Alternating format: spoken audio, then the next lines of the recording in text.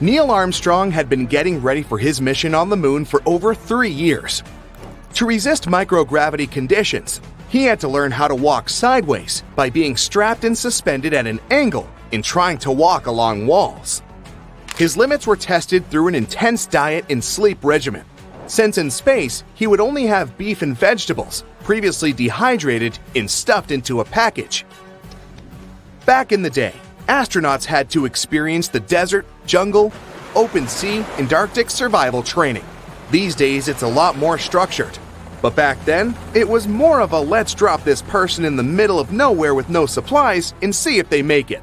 Before landing on the moon, he had to gather and study rock samples in the Grand Canyon, explore ancient volcano formations in the Nevada National Security Site, and look into gas and lava vents, lava lakes, and pit craters in various locations in Hawaii. On July 20th, 1969, Armstrong was given a hearty breakfast before blastoff. Steak, eggs, toast, juice, and coffee. He received what doctors call a low-residue meal, which means he wouldn't have to go to the bathroom soon after. It took him 109 hours and 42 minutes to reach the surface of the moon, in an area called the Sea of Tranquility. He had to travel 240,000 miles to get there. The crew could have gone for the Ocean of Storms or the Central Bay, but this place was chosen for landing because it had good visibility, was relatively smooth, and was easily reachable with as little propellant as possible. When he was at about 500 feet above the surface of the moon, Armstrong had to maneuver the spacecraft manually to make sure they wouldn't land in a dangerous crater. He continued to hover for about a minute and a half, moving it sideways until he felt comfortable to land. As soon as his device landed safely, he immediately radioed to Mission Control, located in Houston, Texas. The now famous message, "The Eagle has landed." Steadily, he went down the lunar module's ladder, while a television camera was attached to the craft to record his progress. The camera also transmitted the signal back to Earth, where hundreds of millions of people were anxiously waiting. At precisely 10:56 p.m. EDT on the same day, Armstrong placed his feet onto the lunar soil, saying, "It's one small step for man, one giant leap for mankind." The schedule said that the astronaut needed to sleep before the first moonwalk, but he chose to go outside earlier than planned, since he obviously couldn't sleep. If Armstrong had walked on the moon without special equipment to breathe, he would have smelled a weird odor, sort of musty and sulfuric. Still, he had the chance to smell it when he returned to the lunar module. The thing is, the dirt had clung to his feet, so the odor spread all over the cabin.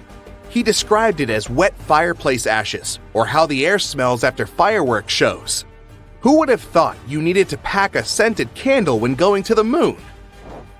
Apart from the people that have since made it to the moon, no one ever got the chance to know precisely what the crew was smelling. Even during that first mission, when moon soil and rock samples were transported to labs in airtight containers, once they were opened back on Earth, surprisingly, the smell was gone. He also felt the surface of the moon to be fine and powdery, but said he had no difficulty in moving around. One other member of his crew joined him about 20 minutes later. The whole moonwalk took a little over 2 hours. During this time, Armstrong and his teammates set up various devices on the surface of our satellite.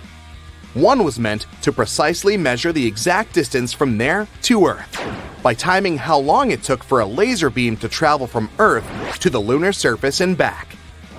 Another meant to measure moonquakes and potential meteor impacts, which leads us to the discovery that the moon was pretty alive after all. We know today that the largest moonquakes are much weaker than the largest earthquakes, though their movements can last for up to an hour, way longer than on Earth.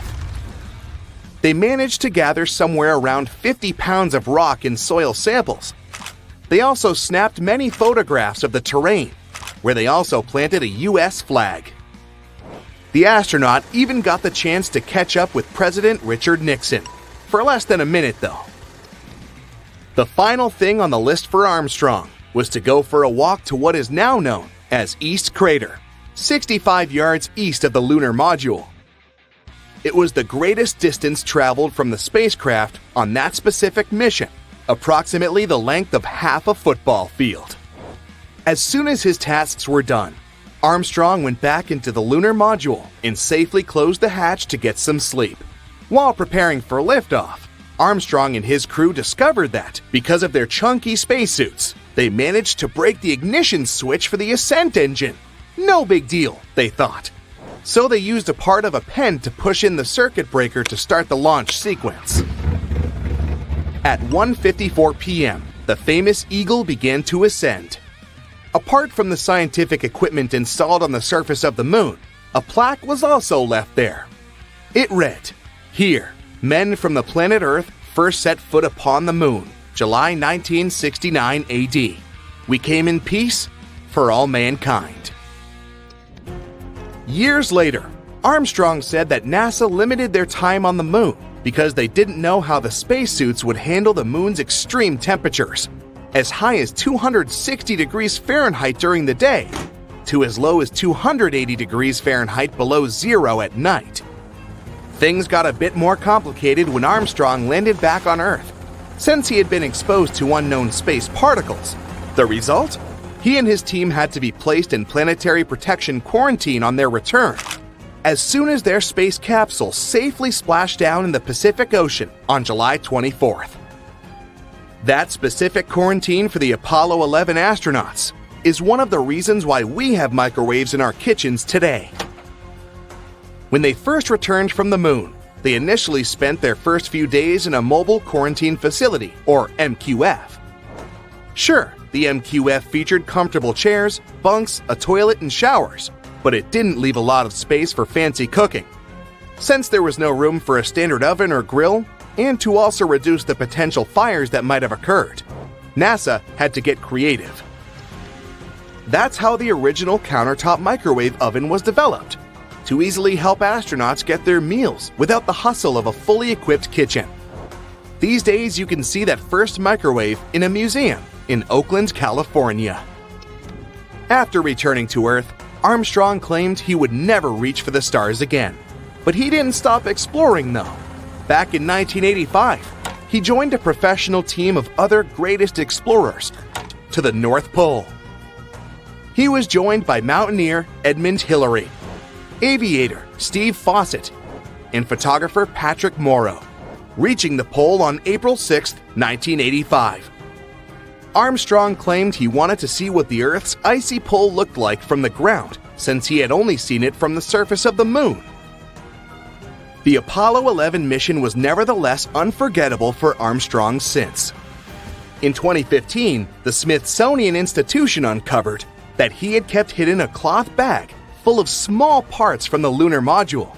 It included his waist tether, some utility lights, and their brackets, an emergency wrench, and the optical sight that was mounted above Armstrong's window of the space module. It also contained the data acquisition camera that recorded the iconic footage of Armstrong taking his small step on the moon. Armstrong kept it to himself for many years, until his widow, Carol, eventually found it.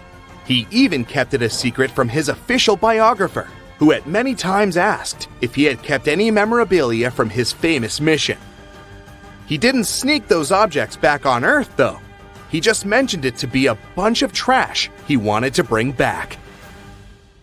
That's it for today. So hey, if you pacified your curiosity, then give the video a like and share it with your friends. Or if you want more, just click on these videos and stay on the bright side.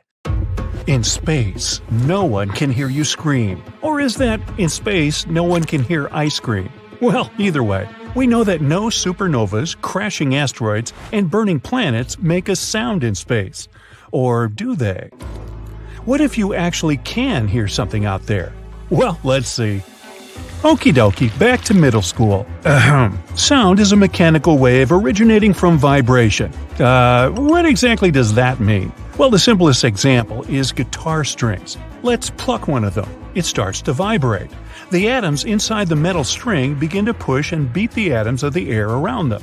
So now, atoms are constantly pushing each other until they reach our ears. It's like a wave from a pebble thrown into a pond, and it happens very quickly. at a speed of about 761 miles per hour.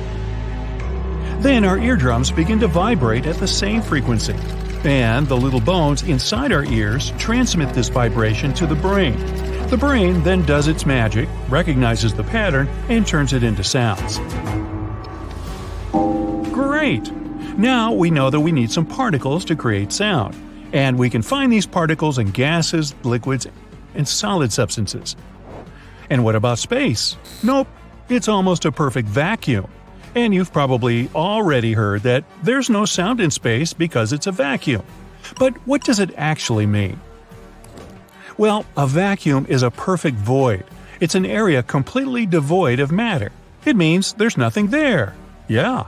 Despite all those celestial bodies in space, there's actually no air in between them. No atoms, no particles, nothing, nada, zippo. Well, almost. To be honest, the perfect vacuum doesn't really exist. We can't get rid of atoms for good. But space is very close to this notion. On average, there are 15 to 80 atoms per 1 cubic inch. This may sound like a big number, but keep in mind that these atoms are tiny, and the void distance between them is huge. For comparison, 1 cubic inch of air contains about 16,000 atoms. So, of course, with such a low density, these atoms can't push each other. Even if the vibration is very strong, like, a supernova, they still won't be able to do that. So, movies have been lying to us. All these epic space scenes actually take place in an awkward silence. Who would have guessed? But don't get upset. What if I tell you there are, in fact, some ways to hear sound in space? First of all, there's still sound on other planets. If there's an atmosphere on a space body, or at least something like gas, water, or a solid surface, there will be sound. In our case, the atmosphere becomes completely silent at about 60 miles above the Earth's surface. That's where the sky stops being blue and a black starry veil begins. In any case, we'd have to land on another planet, or at least get close to its atmosphere to hear something. But whatever it is, it would sound very different. Let's take our favorite Venus as an example. The atmosphere there is very dense. Scientists jokingly call it a thick chemical soup. No thanks. So, if you somehow managed to stay alive and speak there, your voice would be very different. It would become much louder, and it would sound deeper. So, if you want a pleasant baritone, you know what to do. I wonder what would happen if Earth had a denser atmosphere. What would we hear then? Well, you can vaguely imagine that if you've ever been in the water. Water is very dense. Sound moves there much faster and better compared to the air, at a speed of almost a mile per second, depending on the water temperature. So if you sit in an empty room with no sound sources, you won't hear much, right? Now, dip your head in the water and check out how the same silence sounds here. It's not quiet at all. Even if you ignore the ever-present sounds of the water itself, you'll immediately notice how well you can hear your own body, how your blood pulsates in the veins, how your heart works, the slightest movement of your fingers. Kinda creepy, isn't it? This gives us an idea of what would happen to us on a planet with a denser atmosphere. And that's just crazy. We would hear everything. From scurrying animals to the movement of tectonic plates. Come on, you'd probably say. It's obvious that there's sound on other planets. But didn't you say we can hear something in open space? Actually, yes. For example, in a cloud of dust. You can find space dust almost everywhere in space. It may be the remains of a star or something else. And in these places, everything is a bit denser than usual. This means there are probably dust clouds where particles are very close to each other, which means they can produce sounds. Of course, those will be very quiet and transmitted over a very short distance. But it's better than nothing, right? Plus, we already have one real space sound recorded.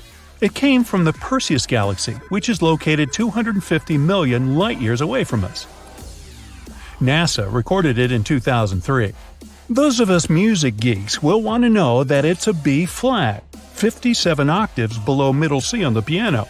You'd have to add another 660 keys to the left on the keyboard. but its frequency is so low that the human ear unfortunately can't hear it. But besides that, we can only hear something inside spaceships. These are small pockets of air, after all. In a spacesuit, you would hear sounds very well, too, including your breathing or blood circulation in a spacesuit. But two astronauts flying side by side wouldn't hear each other, even if they got very close and shouted very loudly. It's quite funny. If you, being an astronaut, bumped into something, it would be very loud for you, but your friend wouldn't hear anything. That's why astronauts use radio devices. 291, cancel your call, 2879 will handle. Now, purely theoretically, if you could somehow crawl out of your spacesuit and survive, you'd be able to hear the chatter and noises going on inside the spaceship. But how? So look, we have some air inside the spaceship and it transmits sound. It reaches the metal casing and gets through it. And then, if you leaned against the ship, preferably touching it with your elbow or knee, the sound would be transmitted to the brain directly through your bones, ignoring the ears. Yes, our bones conduct sound. That's how, for example, deaf people listen to music. It's called bone conduction. It's used in some headphones and some other technologies. You can do a little experiment. Hold your fingers over your ears. Shut them properly so that you really don't hear much. Then try to touch a sound source. It can be anything vibrating. For example, a speaker playing music with some part of your body where the bone is close to the skin. Now, watch the miracle happen. You can hear the sound not through your ears, but directly in your brain. But please, don't repeat this experiment in open space. Ice cream? Haha. Now, you've probably heard about things like the sounds of space, where you can listen, for example, to the sounds made by the sun or different planets. How do we record these ones? Easily. There is another way to hear sound in space: electromagnetic waves. In other words, a radio. Radio is the same form of electromagnetic radiation as light. These waves can travel in a vacuum without any problems. Astronauts' transmitters work that way. An astronaut says something to their friend. The sound waves turn into radio waves, reach the other person, and are then converted back into sounds. And this is how we get so-called space sounds. Our planet is actually very loud in that regard. We're sending a huge amount of radio waves into the universe, all radio signals we've ever listened to. It's a pity that they travel only 110 light-years away from us. But I think it's good that we don't hear everything that happens in space. Imagine if sound could easily travel through the universe. We would hear everything, from solar flares to nearby supernovas. Horrifying, right? So maybe we're just lucky. Hey, remember, in space, you can hear ice cream. Chocolate! Vanilla! That's it for today. So hey, if you pacified your curiosity, then give the video a like and share it with your friends. Or if you want more, just click on these videos and stay on the bright side. If the sun decided to stop producing light, then the animals in the wild would be the first to notice. Most animals need daytime to roam from place to place, especially in the large savannas in Africa. Zebras, wildebeests, and giraffes all need the day to move to avoid predators. As soon as the sun goes down, it's their bedtime.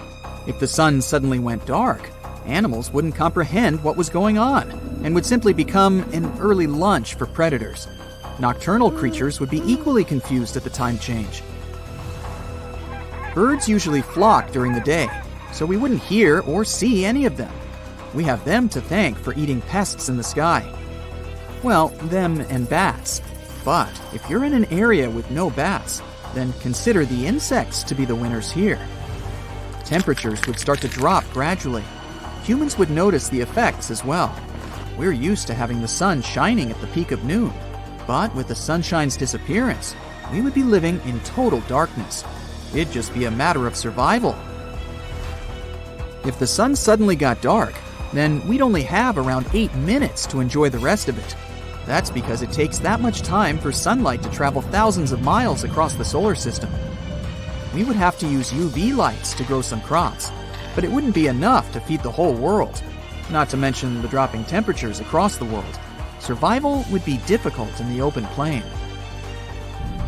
Everyone would have to duck inside shelters and warm bunkers. Plants need photosynthesis to grow. Without it, we wouldn't have any crops. Bread wouldn't exist, since it needs wheat. Even the algae in the oceans need photosynthesis to survive, which is the highest source of oxygen rather than forests. This means oxygen levels would start to deplete. Large bodies of water like lakes, oceans, and seas would also start to lack oxygen to sustain marine life.